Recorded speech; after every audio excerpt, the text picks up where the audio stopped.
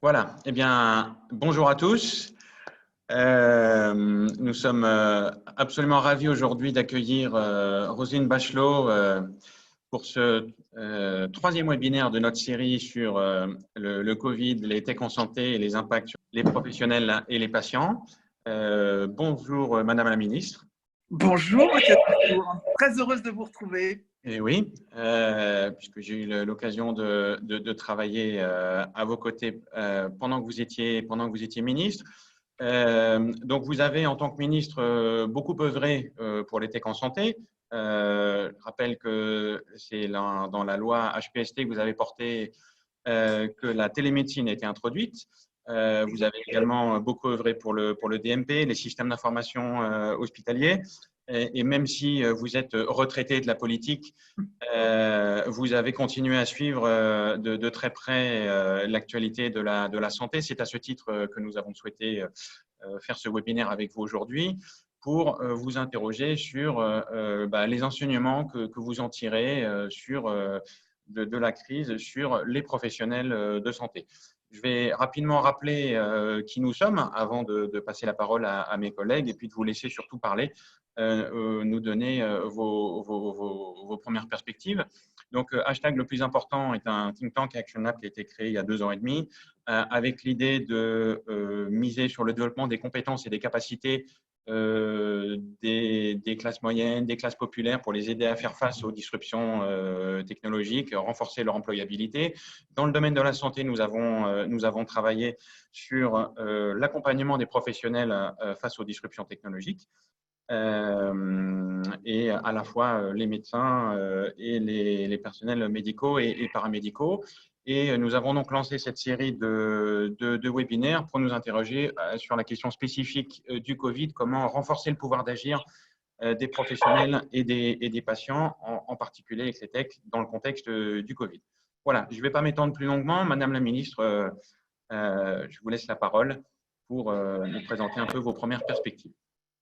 En préambule, je voulais dire que cette crise du Covid ouvre des perspectives diverses et souvent contradictoires. Parce que finalement, 3 grandes écoles s'affrontent. Pour les plus pessimistes, le système de santé est un énorme paquebot qu'il est très difficile de ralentir ou d'accélérer ou de faire changer de cap.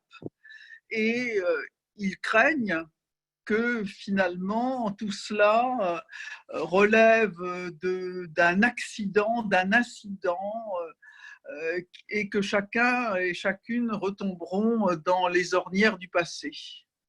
Il y a ensuite les résolument optimistes qui pensent que plus rien ne sera comme avant, que la crise de la pandémie à SARS-CoV-2 a été une sorte de révolution copernicienne et que tout a été mis cul par-dessus tête.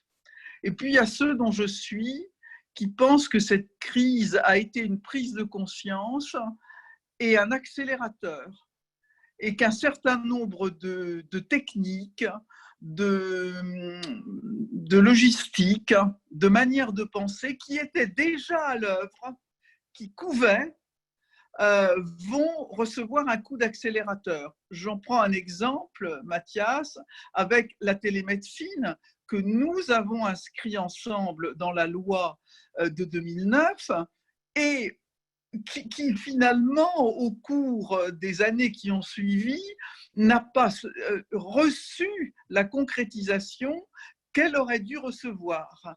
Et finalement, la pandémie peut être là, mais dans bien d'autres sujets, un révélateur et un accélérateur, mais je crois beaucoup plus à une sorte de maïeutique de transformation qui était déjà à l'œuvre de façon souterraine ou de façon subliminale qu'à la grande révolution copernicienne que nous prédisent certains. Voilà où j'en suis dans mes réflexions et évidemment, je suis à votre disposition pour aller plus loin sur ces chapitres. Merci beaucoup, Madame la Ministre. Je vais passer la parole à mes collègues Elisabeth et Jean-Philippe pour vous poser quelques questions. Et surtout, j'incite tous les participants à poser des questions sur le chat. Nous les transmettrons ensuite. Nous vous les transmettrons ensuite. Oui, merci beaucoup. Merci pour ces propos introductifs donc, qui vont effectivement dans le sens des questions qu'on voulait vous poser. Alors, ce qu'on vous propose, c'était deux grands groupes de questions. Un premier sur justement les technologies de santé et les professionnels, l'impact que ça a eu sur la pratique professionnelle d'un certain nombre de métiers de la santé. Et puis après, Elisabeth posera un certain nombre de questions sur l'impact plus large sur les professionnels de santé, sur la formation, etc. et l'exercice du métier. Et puis, donc évidemment, tous les participants peuvent poser des questions en utilisant le bouton converser ou questions et réponses et on vous les posera au fur et à mesure. Donc, effectivement, sur les technologies de santé, vous avez rappelé effectivement que vous aviez été à l'origine de l'introduction de la télémédecine dans la loi HPST, mais que vous vous êtes aussi mobilisé pour le développement des systèmes d'information hospitaliers, du dossier médical partagé. Et donc, voilà, comment vous pouvez nous dire un peu comment cette crise peut durablement faire en sorte que les technologies de santé se développent dans l'usage professionnel. Et voilà. Et donc, ce qui nous importait, c'était, vous disiez que c'était une tendance qui avait commencé. Est-ce que la crise peut être vue comme un accélérateur de ça et du coup, comment on peut poser des bases pour l'avenir et développer ça de façon plus approfondie? Plus largement, et pour parler sur un mode sociétal, parce que finalement, on ne peut pas raisonner sur ces sujets en étant uniquement santé centré. La santé, c'est un élément de la vie sociale. On a vu à travers cette crise que des choses avaient bougé qui étaient à l'œuvre. Bien sûr, la télémédecine, mais également le télétravail, l'enseignement à distance, ou de façon plus marginale dans notre débat, la question des circuits courts, de la relocalisation et du fait de revisiter un certain nombre de modes de consommation. Je laisserai ce sujet de côté parce qu'il est plus latéral à notre débat pour noter la découverte, en quelque sorte, pour beaucoup de nos concitoyens, de ces trois chapitres que sont le télétravail, la télémédecine et l'enseignement à distance. Tous ces trois sujets peuvent être d'ailleurs convoqués dans la nouvelle conception de la santé, de la recherche et de l'exercice du soin. Alors finalement, quels sont les freins qui sont à l'œuvre? Pourquoi une loi de 2009, dans une décennie qui aurait dû être une décennie d'explosion de ces technologies, pourquoi n'en avons-nous pas retiré des bénéfices immédiats? En fait, il y a 4 sortes de freins. Il y a d'abord des freins culturels, il y a ensuite des freins, je dirais, législatifs, et le débat que nous venons de vivre au Sénat et à l'Assemblée nationale sur le procédé Stop Covid est en cela tout à fait intéressant, des freins financiers et des freins logistiques. Alors, tous ont leur importance. Des freins financiers, on a un hôpital qui devrait être le fer de lance de cette révolution, qui est englué dans des frais de fonctionnement qui lui donnent très peu de marge de manœuvre sur l'innovation, d'où découlent des difficultés logistiques de repenser un fonctionnement. Et je rejoins l'image du paquebot, du très lourd paquebot que j'évoquais tout à l'heure. Il y a évidemment des freins financiers, parce que ces transformations coûtent de l'argent, même si à terme les bénéfices financiers peuvent être tout à fait conséquents. Et il y a surtout, on l'a vu, des freins culturels qui sont à l'œuvre. Et c'est pour ça que ce que Mathias a dit tout à l'heure, c'est-à-dire de lever ces freins culturels chez les acteurs de santé, me paraît tout à fait important. Sur la télémédecine, justement, là, on parlait de freins culturels et au dernier webinaire qu'on a organisé, il y avait Gérard Raymond qui était là, donc président de France Assos Santé, et qui expliquait que justement la télémédecine avait été vue aussi comme un moyen pour le patient d'avoir un accès d'une qualité différente à son médecin, de rétablir une sorte d'équilibre, de passer un peu plus de temps finalement avec son médecin, assez paradoxalement. Voilà, comment vous réagissez à ça? Est-ce que c'est aussi une conviction que vous partagez? Oui, oui et non. Moi, je ne suis pas ni une Madame Tant-Pis, ni une Madame Tant-Mieux dans ce domaine. Euh, il faut être honnête.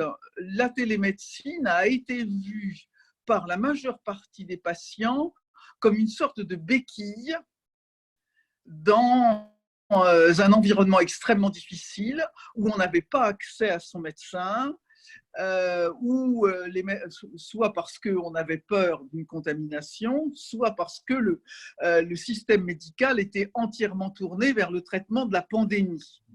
Donc, la télémédecine, et je le regrette d'ailleurs, et c'est une chose sur laquelle il faut évidemment travailler, a été, sauf une frange très, peut-être culturellement élevée de la population, élevée enfin, qui a des considérants culturels assez sophistiqués, à part cette frange de la population assez restreinte, globalement, les citoyens français ont considéré que c'était une roue de secours en attendant de revenir à un mode normal.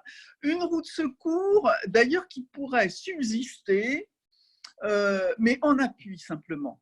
En appui de la médecine traditionnelle. Bonjour docteur, et on se fait tripatouiller.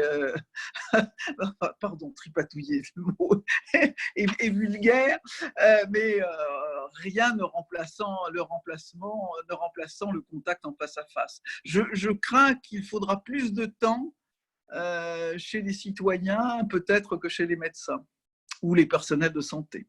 Ouais. Alors, on parle de télémédecine. Dans la partie tech, il y a aussi tout un tas d'usages d'intelligence artificielle, notamment sur la lecture d'images, par exemple, etc. Et on voyait déjà avant la crise, mais peut-être que la crise a accéléré ça, un peu une crainte de certains professionnels de santé d'être dépassés par la technique, de ne pas savoir faire avec la technique et que éventuellement la machine prenne le pas sur l'homme. Oui, oui, vous avez raison. Il y a deux craintes, à mon avis, chez les professionnels de santé. C'est que la plupart on fait ce métier par goût du contact humain, de la rencontre avec un autre individu, de le prendre, d'être comme cette crucifixion magnifique où l'homme debout porte dans ses bras l'homme couché. C'est ça aussi qui a amené cette vocation médicale. Donc, il y a cette crainte, évidemment, cette crainte d'être dépassé, d'être remplacé par une machine. Il y a aussi un autre sujet qui demande un travail législatif tout à fait important, c'est la question de la responsabilité médicale. C'est qui est responsable quand la machine donne un diagnostic, quand la machine indique un traitement, quand la machine supplée cette affaire. D'ailleurs, cette affaire n'est pas tranchée. Elle demande un travail législatif, un travail juridique qui n'est même pas ébauché, qui est… je reparle de l'affaire de Stop Covid, mais il y a bien d'autres choses à creuser derrière ça et un chapitre du Code de la santé publique qui est tout à fait considérable.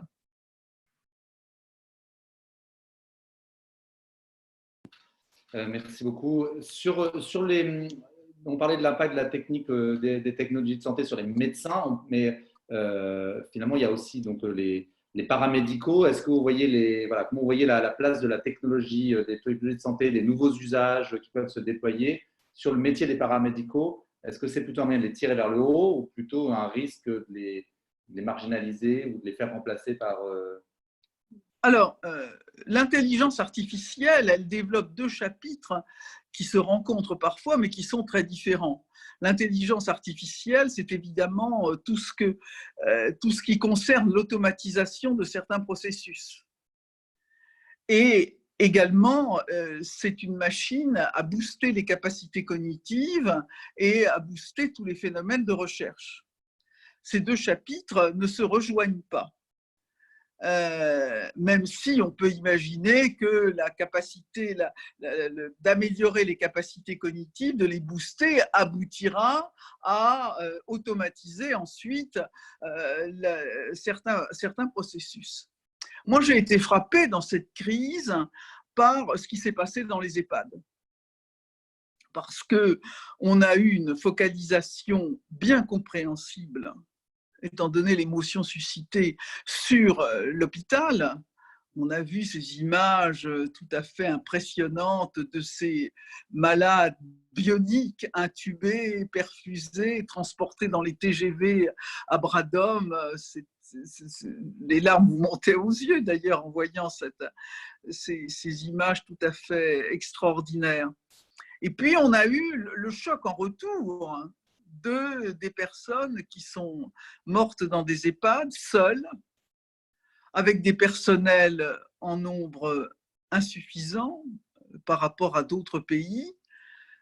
Là, je mets une note de bas de page, sans oublier que le nombre de personnes dans ce type d'établissement est extrêmement élevé en France, qu'on oublie toujours quand on fait les ratios de personnel.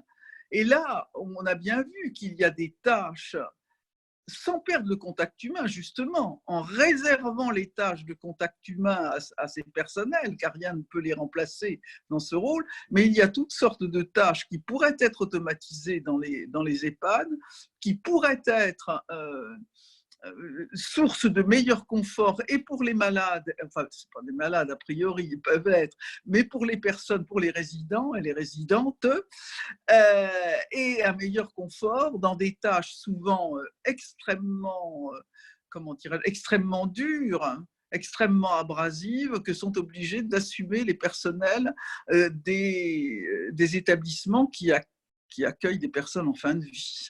Et là, il y a un chapitre qui est à peine esquissé et qui devrait nous mobiliser, parce qu'elles sont à la fois un facteur d'attractivité pour ces professions qui sont souvent exercées parfois en dernier recours, et elles sont un facteur de promotion sociale pour les personnels, et vraiment ce serait une stratégie gagnant-gagnant.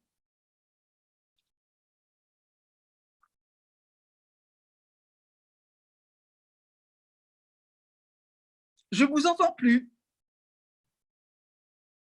Oui, excusez-moi, j'avais coupé le micro par… Ah bah si vous coupez le micro, alors là, vraiment… Voilà. Que vos réflexions allaient dans le sens effectivement de la réflexion que le plus important avait essayé de mettre sur la place publique aussi sur comment la tech peut être vue aussi comme un facteur aussi, voilà, et aider la promotion et pas favoriser du déclassement professionnel. Au contraire.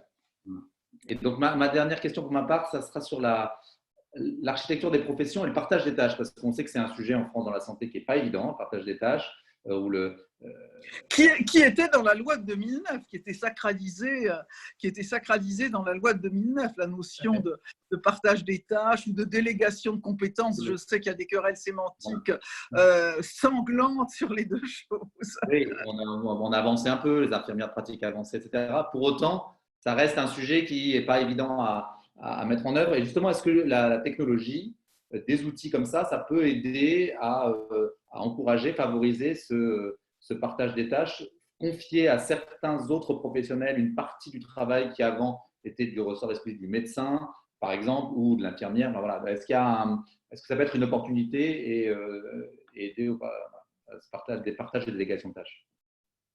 C'est une opportunité, mais cette opportunité ne pourra se dégager qu'avec vraiment une refonte complète, enfin une refonte importante de la structuration des études médicales et paramédicales. C'était un sujet auquel je me serais attachée si j'étais restée aux responsabilités. Et on en avait parlé d'ailleurs avec un certain nombre d'acteurs de ce système, du système de santé. C'est-à-dire, finalement, le manque cruel de professions intermédiaires. Disons que, et pour simplifier, pour caricaturer, même si des choses ont été faites, qu'entre l'infirmière et le médecin, il y a une sorte de zone grise tout à fait considérable.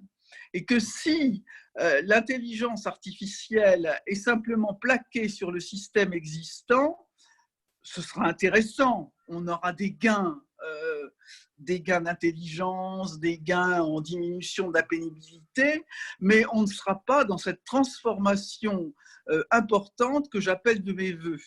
L'intelligence artificielle, c'est quelque chose qui doit être au service d'un système basé sur l'homme, sur l'humain. Sinon, on arrive dans un monde orwellien, bien entendu. Et donc, il faudra que l'intelligence artificielle soit en quelque sorte le moteur à la fois et l'accompagnement de ces transformations que j'appelle de mes voeux. Parce que je parlais de l'attractivité à propos des carrières dans les EHPAD, mais il est bien évident que cette question se pose aussi à l'hôpital et que le fait qu'on ne puisse pas… Je vous ai perdu, non, je ne vous ai pas perdu. Le fait qu'on ne puisse pas avoir de perspective, pourquoi une infirmière ne deviendrait pas médecin au bout d'un cursus, au bout de validation des acquis d'expérience, d'examens qui ne seront pas les examens que passent les étudiants en médecine. Il faut absolument réfléchir à cela et que cette mixité des professions, cette fluidité des frontières entre les professions, entre les différentes professions du soin, entre les professions administratives aussi, c'est très important parce que j'espère que cette pandémie va être l'occasion de briser les incompréhensions entre l'administration de la santé et le soin. Je vais peut-être un peu dériver, quoique cette incompréhension sur le rôle des agences régionales de santé, cette incompréhension sur ce qu'apporte une administration de l'hôpital, l'administration vécue comme un ennemi à l'heure actuelle, alors que la crise a montré à quel point une administration performante était absolument indispensable. L'intelligence artificielle peut être en quelque sorte le pâtre qui va te dire une lumière et qui va éclairer les chemins par lesquels on peut passer. Il faut casser des frontières. Vraiment, le rôle de l'intelligence artificielle sera de casser ces frontières. Et comme vous le disiez, l'outil tout seul ne fera pas tout. Il faut, arriver à mobiliser l'humain et lui donner des perspectives. Merci beaucoup. Je laisse la parole à Elisabeth pour Bien sûr. les autres questions. Et puis, on a reçu 2 questions là qu'on va regarder entre-temps et puis on vous les posera. Merci Madame la Ministre. Alors, comme Jean-Philippe l'a dit en introduction, il y a 2 volets dans les questions qu'on voulait aborder avec vous. Donc, l'impact de la tech en général, donc ce premier volet que nous venons d'aborder. Mais vous savez que le focus de hashtag le plus important, c'est au-delà de ces aspects tech, c'est d'élargir le pouvoir d'agir des gens, qu'il s'agisse bien sûr des professionnels de santé ou des patients, et pas seulement par la tech. Donc, je vous propose d'aborder maintenant ces quelques points et d'avoir votre vision donc, sur les enseignements du Covid donc, sous cet angle. Alors, on va d'abord parler des professionnels de santé et ensuite, on parlera des patients.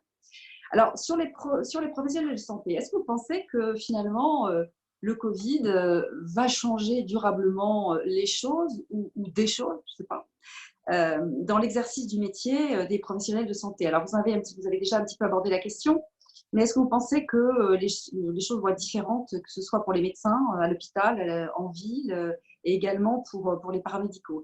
Et est-ce que vous pensez qu'en fait, vous avez parlé tout à l'heure d'accélération de tendances lourdes, de signaux faibles qui préexistaient déjà, et comment est-ce que vous voyez la façon dont ça va s'ancrer ou pas d'ailleurs dans les pratiques et dans la durée?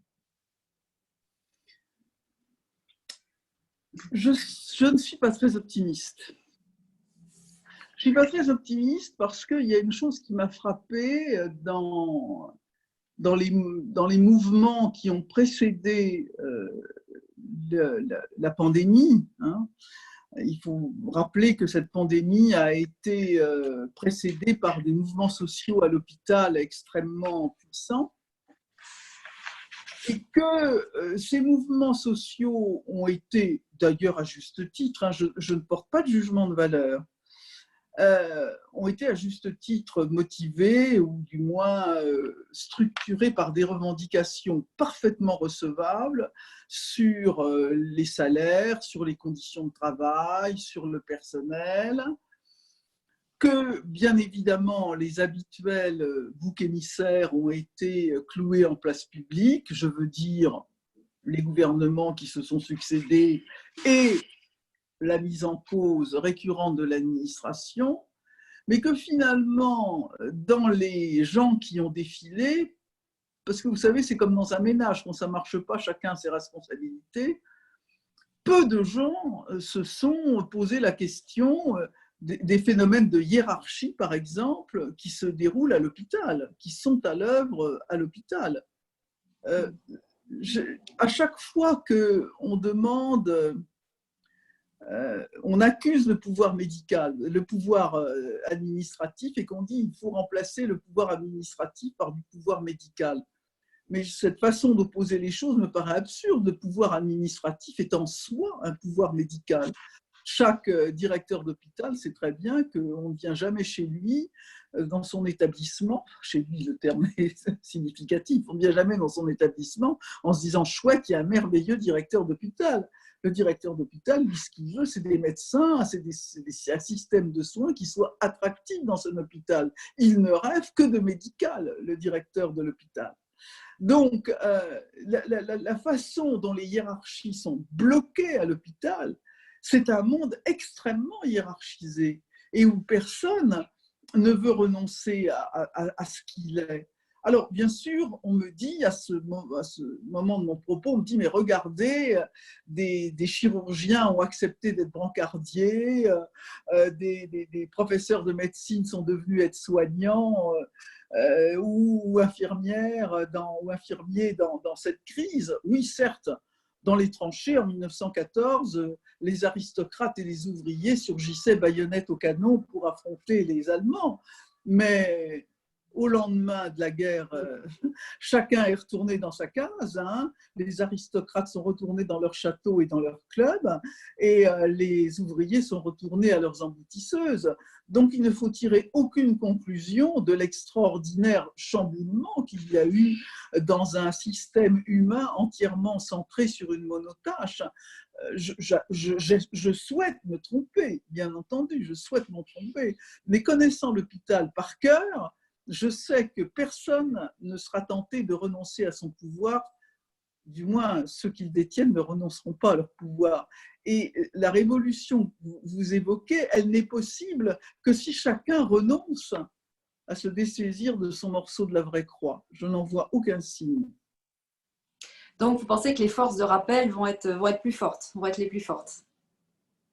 Elles vont être fortes, elles vont être massives, et chacun doit réfléchir à cela. Et vous savez, j'ai une émission quotidienne de télévision, et dans cette crise du coronavirus, nous avons décidé, la rédaction, de très peu faire appel aux politiques. Nous avons surtout reçu des épidémiologistes, des infectiologues, des spécialistes de santé publique. Vous savez, je n'ai pas rencontré beaucoup de gens qui soient disposés à renoncer à leur pouvoir, à le partager. Alors justement, est-ce qu'on ne peut pas imaginer, on ne pourrait pas imaginer à l'avenir que les choses puissent changer, notamment si on fait évoluer, vous en avez parlé tout à l'heure, vous l'avez évoqué, si on fait évoluer les modalités de formation, parce qu'on peut penser aussi que cette situation, elle est liée à un certain conservatisme qui est lui-même lié à des modes de formation ou à une façon en tout cas de considérer les compétences. Et voilà, est-ce qu'on peut imaginer qu'en transformant tout ça, on pourrait changer les comportements? Bien sûr, bien sûr. C'est à la base qu'il faut prendre ça. C'est d'imaginer qu'on devient médecin de plusieurs façons. C'est en imaginant que des personnels administratifs puissent faire le va-et-vient entre le soin et l'administration. Alors attention, ce n'est pas parce que le vice-président du directoire et le président de la commission médicale d'établissement qu'on fait ce va-et-vient. C'est quelque chose qui était d'ailleurs dans les tuyaux, dans la préparation de la loi de 2009, d'avoir aux côtés du directeur de l'hôpital, d'avoir un directeur médical. Mais un directeur médical, ce n'est pas quelqu'un qui fait ça à mi-temps. c'est un médecin qui accepte pendant plusieurs années de ne plus soigner pour remplir des tâches d'organisation médicale à l'intérieur de l'hôpital. Voilà, c'est de créer de la fluidité pour que chacun rentre dans la logique de l'autre, que chacun imagine que la carrière qu'il a choisie peut être modifiée, peut être enrichie aussi. Et cela, j'espère que ce sera à l'œuvre, mais c'est un travail qui doit commencer dès le début de la formation. Oui, et qui est quand même éminemment culturel aussi, parce que là, vous faites allusion à des comportements qui sont aussi extrêmement culturels et qui vont être difficiles à faire évoluer. Vous savez, le grand patron, chef de service à l'hôpital, qui déjeune le mardi au Rotary ou qui joue au golf avec le, avec le maire, président du conseil de surveillance, ce monde-là, il existe encore et il existera ensuite pendant un moment. Je confesse bien volontiers que je trace cette affaire à gros traits et que voilà. Un autre élément, quand on regarde la démocratisation des études de médecine, on ne peut que déplorer que c'est vraiment un des secteurs où il y a, quand on analyse les origines sociales des étudiants en médecine, on n'a pas beaucoup recruté dans les quartiers difficiles de Seine-Saint-Denis. Un problème de recrutement, de diversité. Alors là, on a parlé pas mal des professionnels de santé. Maintenant, nous avions une question sur les patients et sur votre vision des patients.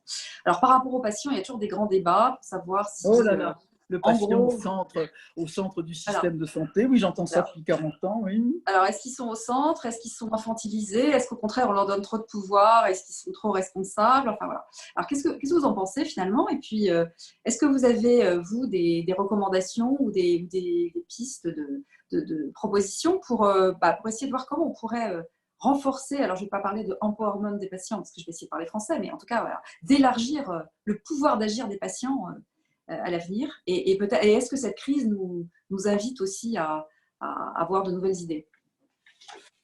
Alors, c'est un sujet complexe et vous avez à juste titre convoqué de concepts.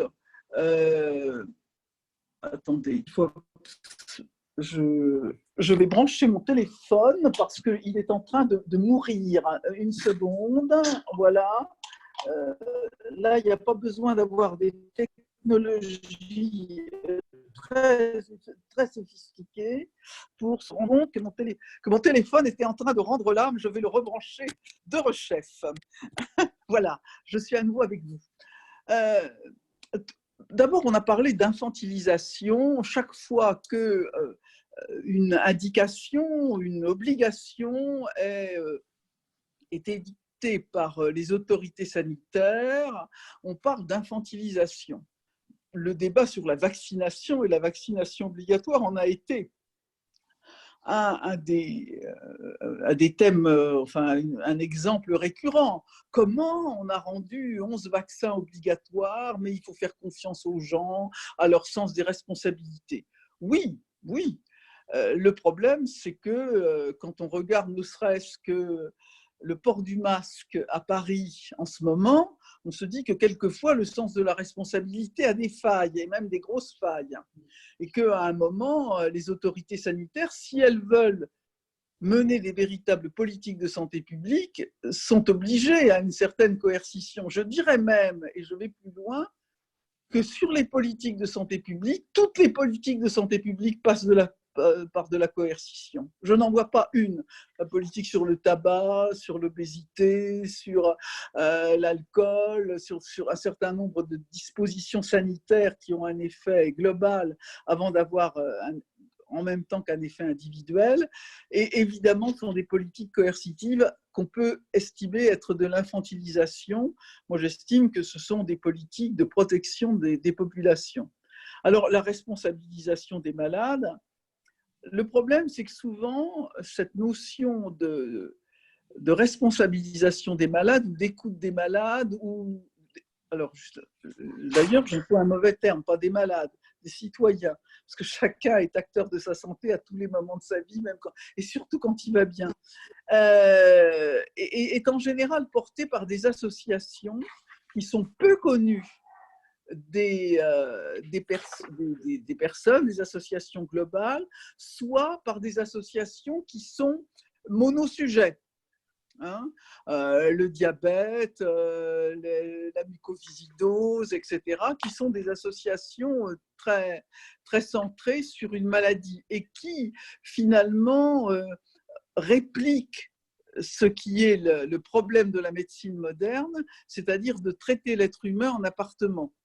Je ne dis pas qu'un chirurgien va opérer le genou gauche et l'autre le genou droit, mais on y va pas loin.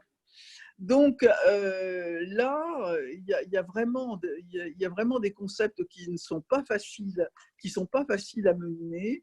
Moi, j'estime qu'il ne faut pas les opposer. Il y a des choses qui relèvent de mesures autoritaires, des mesures de santé publique. On ne peut que regretter que la santé publique soit trop absente de ces débats, et des mesures de prise en compte de la volonté des malades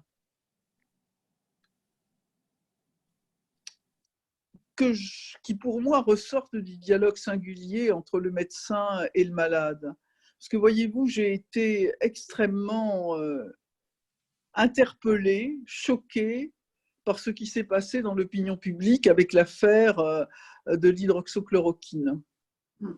Quand j'entends le professeur Didier Raoult dire à propos de son traitement, demander aux Marseillais, demander aux gens qu'est-ce qu'ils croient, si c'est moi ou si c'est le ministre de la Santé, M. Véran, voir un professeur de médecine à la tête d'un institut hospitalo-universitaire en appeler à une sorte de référendum populaire pour juger de l'efficacité d'un traitement, si c'est cela, mettre le patient au centre du système de soins, je crois qu'on va vers le pire. Ouais. Là, on est plus dans la prise en otage, effectivement. Alors, autre question. Maintenant, on a parlé beaucoup de l'hôpital dans tout notre débat depuis tout à l'heure. On a parlé beaucoup de l'hôpital, du rôle de l'hôpital, de ce qui allait bien, moins bien, de ça aussi, de son investissement absolument majeur pendant la crise et la façon dont il avait géré de façon finalement avec succès. Après, on peut faire les comptes, mais ça a été quand même un très très bel exploit. Magnifique. Ouais. Il a été en stress test. Ça redonne confiance dans la nature humaine. Ouais. Après, vous êtes bien placé pour savoir que l'hôpital est un des éléments de la chaîne du système de santé, mais n'est pas le seul. Et que justement, vous avez beaucoup milité en faveur d'une médecine de parcours, de décloisonnement et d'une plus grande fluidité entre notamment la ville et l'hôpital. Et justement, qu'est-ce que vous pensez un petit peu de la manière, qu'est-ce que nous apprend cette crise par rapport à ça? Enfin, le sentiment qu'on a en France, en tout cas, c'est que cette coopération ville-hôpital, elle n'a pas forcément bien fonctionné. Elle a été assez questionnée. La médecine de ville a été un peu en retrait par rapport à l'hôpital, ce qui n'a pas été le cas dans d'autres pays européens. On cite bien sûr le cas de l'Allemagne, qui est un exemple, mais ce n'est pas le seul. Et en fait, comment faire si demain, et on espère tous que ça n'arrivera pas, mais si demain on assiste à une deuxième vague ou toute autre épidémie auquel il faudra faire face, à votre avis, qu'est-ce qu'il faudrait faire pour que cette coopération entre la ville et l'hôpital soit plus fluide et plus efficace? Vous posez la question majeure. D'ailleurs, depuis le début de cette crise du Covid, j'ai exprimé mes craintes sur le fait que l'extraordinaire implication des personnels hospitaliers, magnifique. Moi, j'ai fait partie des mis à leur fenêtre pour applaudir le personnel hospitalier pendant des mois. Mais le danger de tout cela, c'est qu'effectivement, on raisonne de façon hospitalo-centrée. Et c'est d'ailleurs le problème global de notre système sanitaire hérité d'un système qui était tourné vers l'hôpital soignant les pauvres, les riches convoquant le médecin chez eux. Et d'ailleurs, quand les débats sont sur les plateaux de télévision où je travaille, on ne parle quasiment que de l'hôpital.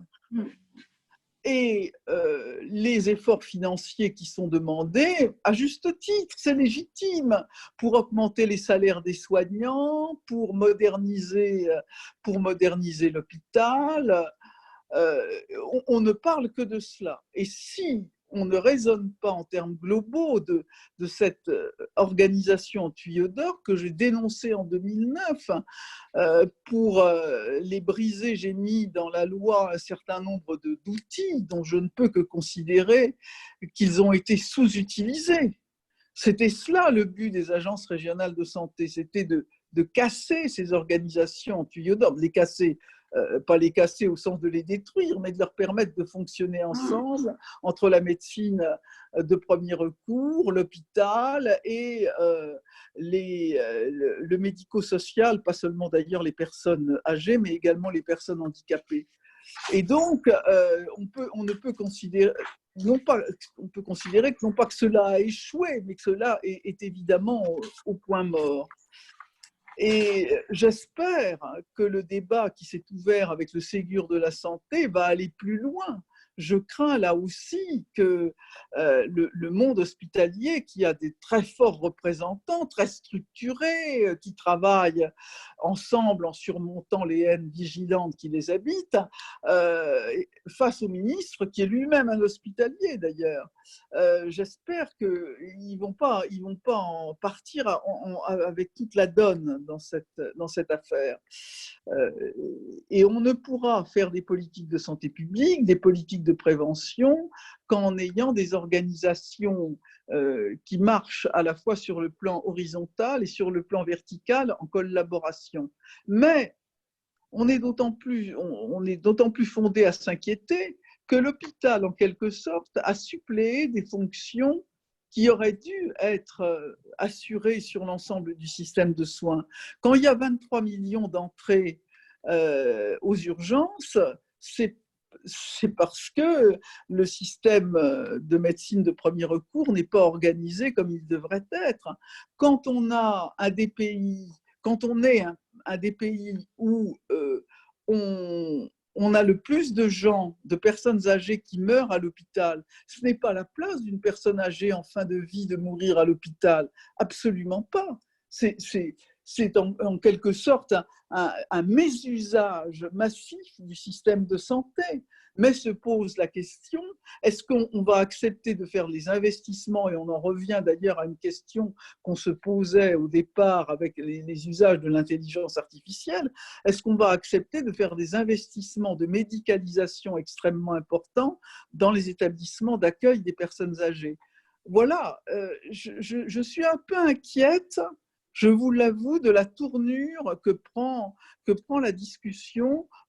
Je dirais que le Ségur de la santé vient seulement de démarrer. Donc, il ne faut pas faire de procès d'intention. Mais j'espère que, à la fois, le monde du paramédical, qui est peu écouté, qui est peu représenté, j'en parle d'autant plus qu'en quittant le ministère de la Santé, j'ai été ministre de la Cohésion sociale et que j'ai lancé le grand débat sur la dépendance.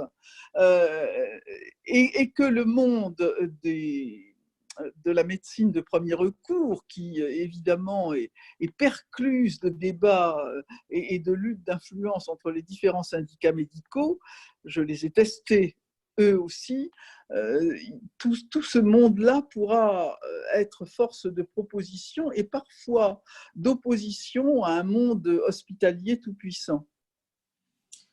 Oui, tout à fait. D'ailleurs, sur le Ségur de la santé, il est plein de bonnes intentions, puisque, comme vous l'avez certainement vu, il y a plusieurs chantiers qui sont ouverts. Il y a notamment pas mal de pistes qui ont été ouvertes autour du développement des compétences, mais aussi du développement des exercices mixtes à l'hôpital, de la modernisation de la gestion des carrières, du développement des pratiques avancées, et puis de façon générale de la coopération entre professionnels.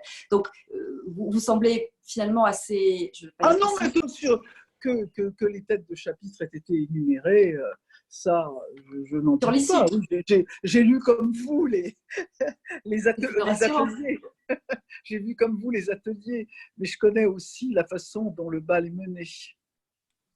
Et si vous aviez une recommandation à faire justement pour que ces sujets aboutissent, une seule peut-être, qu'est-ce que vous préconiseriez par rapport au Ségur de la santé?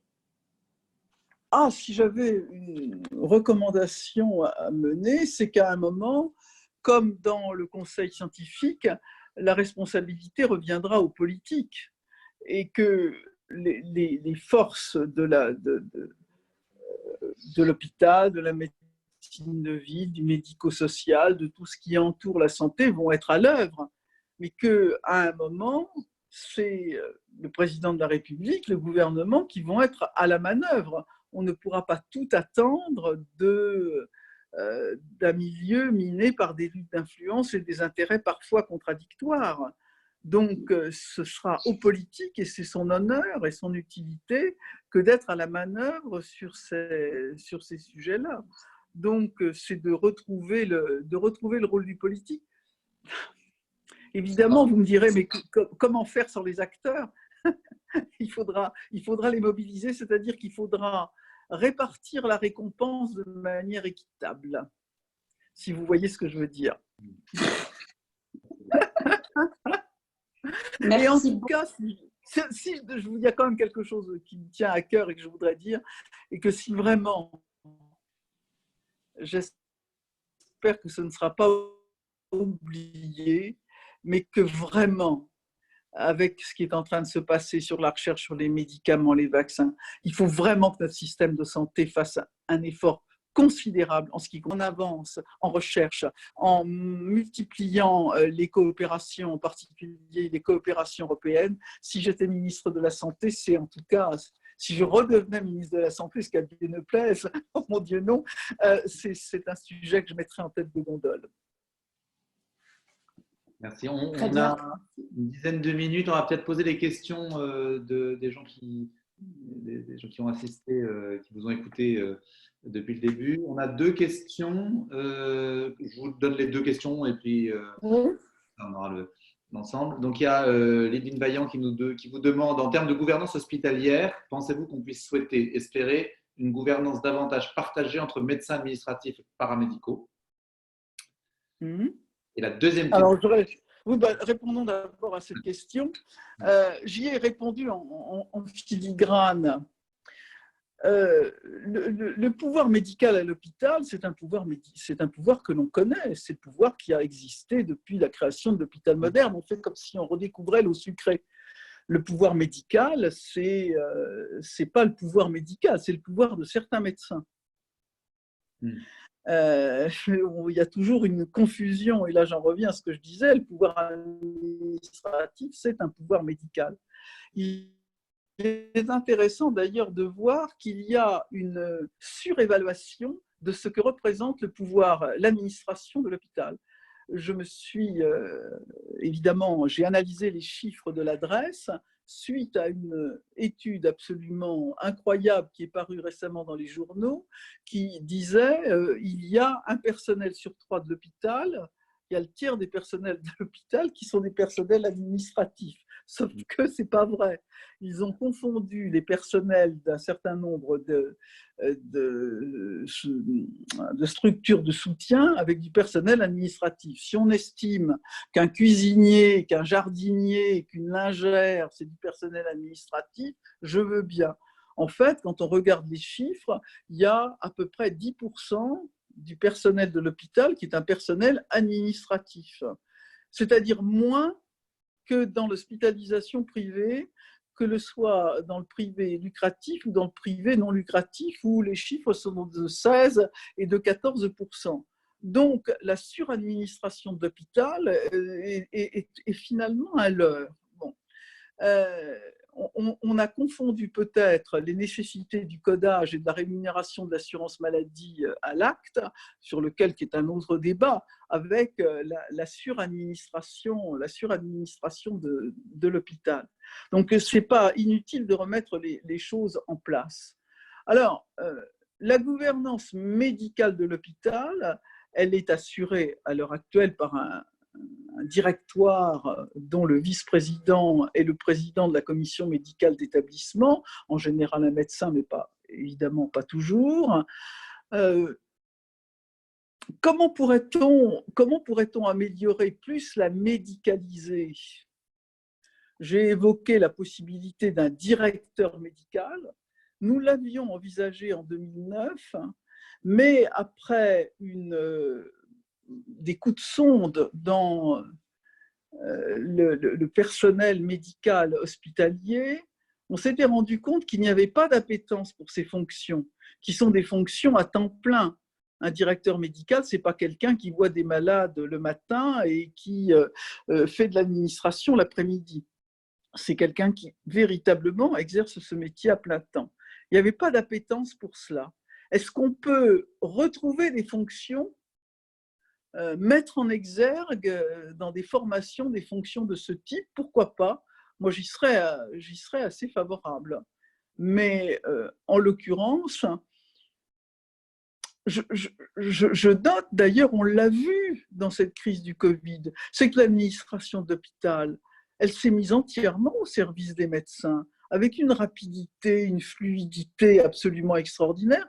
D'ailleurs, beaucoup de professionnels de santé de l'hôpital étaient tous surpris de voir qu'ils avaient à leur côté une administration entièrement mobilisée devant ce drame, devant ces drames humains.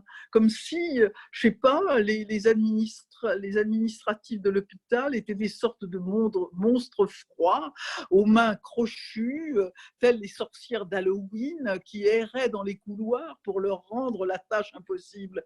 Mais non, le personnel d'administration de l'hôpital, c'est une sorte de tronc qui soutient l'hôpital et tronc qui porte les branches, les feuilles et les fruits qui permettent au personnel hospitalier, au personnel médical et paramédical d'exercer ces tâches. C'est comme cela qu'il faut comprendre l'hôpital et un tronc, une armature qui permet de régler aussi les conflits d'influence et les conflits d'ego qui minent l'hôpital et en particulier l'hôpital public. Merci beaucoup pour cette réponse très complète et qui rappelle un certain nombre de points importants. Alors, la deuxième question, là, il y a une réaction juste, la direction des soins ne pourrait-elle pas participer davantage à la gouvernance de l'hôpital? Donc ça, c'est une réaction. Oui, alors que d'ailleurs, vous avez raison parce que je n'ai pas rempli complètement la question, c'est que cette direction médicale, ce pouvoir médical, je répète la phrase que j'ai dit, ce pouvoir médical, c'est souvent le pouvoir des médecins. Et ça ne peut pas être que le pouvoir des médecins. Évidemment, ça doit être un pouvoir fluide qui intègre d'autres personnels, les personnels médicaux bien sûr, médecins, odontologistes, pharmaciens, biologistes et sages-femmes, mais également les personnels paramédicaux. Il y a d'ailleurs une chose, si je peux mettre une incidente, vous savez, quand on regarde l'évolution des différentes strates du personnel dans les années qui viennent de s'écouler, on s'aperçoit d'abord que, contrairement à une idée reçue, le personnel de l'hôpital n'a pas diminué, mais on s'aperçoit que si le personnel médical a augmenté de 12%, en moyenne c'est plus 10%, le personnel médical plus 12%, le personnel administratif plus 7 et le personnel des paramédicaux et infirmières et aides-soignants seulement plus 5. On voit bien que c'est là qu'il y a le problème de l'hôpital, dans ces personnels médicaux et paramédicaux, qui finalement, il y a une perte d'attractivité, une perte de substance, ça ne suit pas. Et pourtant, ce sont eux qui portent l'hôpital à bout de bras. Alors, là, il reste peu de temps, donc on va essayer de poser toutes les questions qu'on a reçues entre-temps. Donc, il y avait une question de Jacques-Félix Wirtz qui vous demandait, donc il vous remercie pour votre intervention. Et vous avez évoqué que la télémédecine est considérée comme une roue de secours par les citoyens et patients français. Est-ce que ce ne sont pas les médecins qui ont peur d'être surveillés par l'assurance maladie ou Oui, mais j'entends qu'il y a une surveillance. J'entends cette critique. l'assurance maladie n'est que le bras armé des citoyens qui ont cotisé. Ah. On ne vous entend plus ici.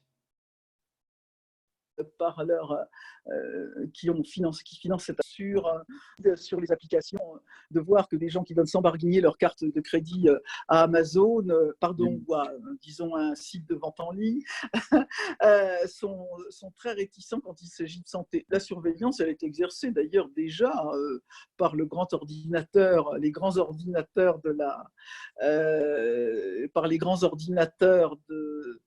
Parce qu'en même temps, je vois des perturbateurs dans notre entretien, pardon d'être moins fluide. On voit bien qu'il y a une surveillance automatique du payeur à travers un certain nombre de points.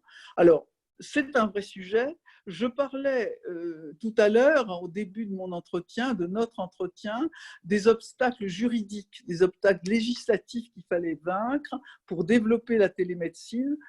Cette garantie de la liberté de prescription du médecin, de la liberté du dialogue singulier entre lui et son malade, et que le payeur ne devienne pas finalement l'ordonnateur des soins, c'est évidemment absolument indispensable. C'est un grand chantier. Alors, on a une dernière question de Marie-Lou Mongin qui vous demande si, à votre avis, dans le cadre de la recherche scientifique, en particulier médicale, quelles sont les démarches qui pourraient être adoptées pour revaloriser les budgets, le travail des chercheurs de manière plus générale? Écoutez, moi je vais répondre avec beaucoup de simplicité, c'est qu'il faut des sous. Et que, alors, il faut de l'argent et de la coopération. De l'argent, c'est-à-dire, c'est vrai qu'on est un pays tellement obéré par la dépense publique, c'est qu'il y a très peu de marge de manœuvre pour les dépenses à long terme. Donc, il y faut une volonté politique tout à fait considérable. C'est vrai, je ne sais plus quel ministre, c'est Gérald Darmanin qui disait, quand on veut éteindre un incendie, il parlait de la crise pandémique, il disait on ne compte pas les seaux d'eau. Alors évidemment, on ne compte pas les seaux d'eau, d'accord, mais les seaux d'eau, on les a pris sur d'autres chapitres qui étaient des chapitres de l'avenir, on le comprend bien. Donc il faut de l'argent.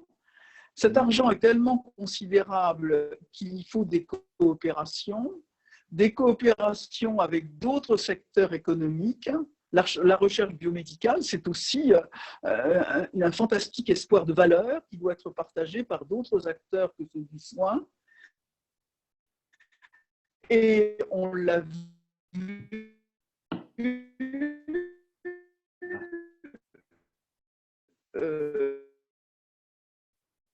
La connexion m'a l'air un peu brouillée.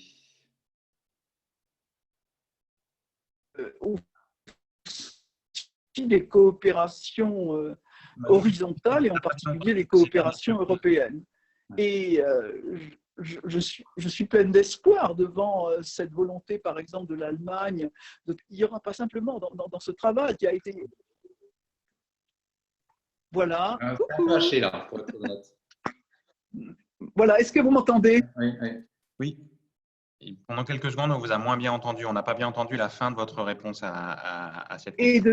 Et je disais, j'espère que la coopération européenne, à travers ce grand emprunt de 750 milliards, j'espère qu'au moins une partie ne sera pas entièrement consacrée aux dépenses de premiers secours à des pays qui évidemment en ont besoin, mais il serait bien utile qu'elle soit aussi consacrée, une poche d'argent soit consacrée aux dépenses d'avenir, en particulier à la recherche. Très bien. Bon, et on est arrivé au terme de notre heure d'échange avec vous. Merci beaucoup pour Merci à vous. votre franchise, comme toujours, et vraiment le panorama qu'on a réussi à adresser en 1 heure. On aurait pu avoir d'autres sujets, je pense qu'on aurait pu rester. Oh là là, on en aurait bien d'autres. Merci à vous. En tout cas, merci beaucoup. Alors, quant à nous, on vous donne rendez-vous la semaine prochaine, dans 2 semaines, dans 2 semaines, à 11h30, donc le 11 juin, pour une nouvelle séance de webinaire sur les technologies de santé et Covid, quels apports concrets. Et on recevra donc le docteur Cécile Monteil, directrice médicale d'Illumens, Yann Bubien, qui est directeur général du CHU Bordeaux. Donc, on pourra poursuivre des échanges que nous avons eus à l'instant avec vous sur le rôle de l'hôpital et la gouvernance de l'hôpital. Et puis Véronique Elie, infirmière en équipe mobile Covisan de la PHP. Voilà. Donc on vous donne rendez-vous dans 2 semaines à 11h30 et on vous remercie encore très chaleureusement d'avoir accepté de participer de participer à ce webinaire. Merci de m'avoir invité et votre prochaine édition sera tout à fait passionnante. Voilà. Merci beaucoup, Madame la Ministre. Et merci. Merci. Bonne journée. Vous pouvez retrouver ce webinaire sur les réseaux. On le partagera en vidéo et en podcast. Sur le plus important.org. C'est ça. Merci. Merci beaucoup.